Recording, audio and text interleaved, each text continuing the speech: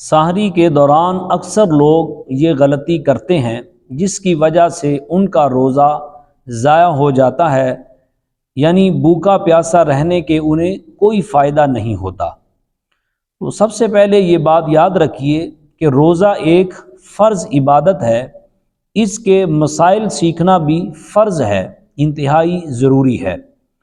تو سب سے پہلے یہ سمجھیے کہ روزے کا وقت کب تک شروع ہوتا ہے اور کب ختم ہوتا ہے، اور کھانے پینے کا وقت کب شروع ہوتا ہے اور کب ختم ہوتا ہے۔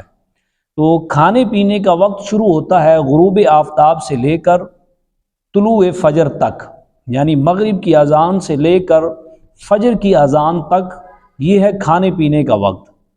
روزے کا وقت ہے فجر کی اذان سے لے کر مغرب کی اذان تک، یعنی طلوع فجر سے لے کر غروب آفتاب تک۔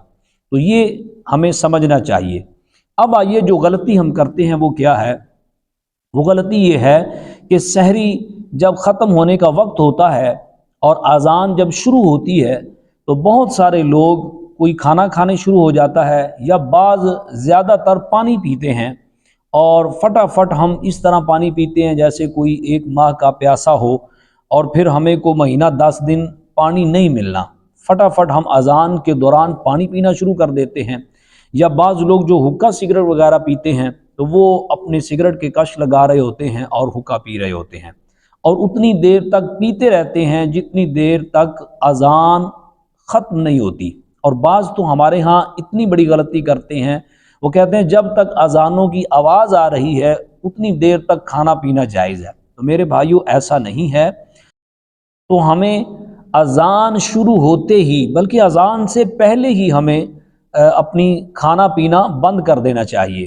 اب تو خیر اتنا جدید دور ہے، گھڑیاں ہیں، موبائل پر وقت بتایا جاتا ہے، کیلنڈر آ جاتے ہیں، ٹی وی پر ٹائم چل رہا ہوتا ہے۔ تو جب بھی وقت ختم ہو جائے آپ کھانا پینا اس سے پہلے ہی کوشش کیجئے بند کر دیجئے، ورنہ اگر اذان کے دوران کھائیں گے تو آپ کا روزہ ضائع ہو سکتا ہے۔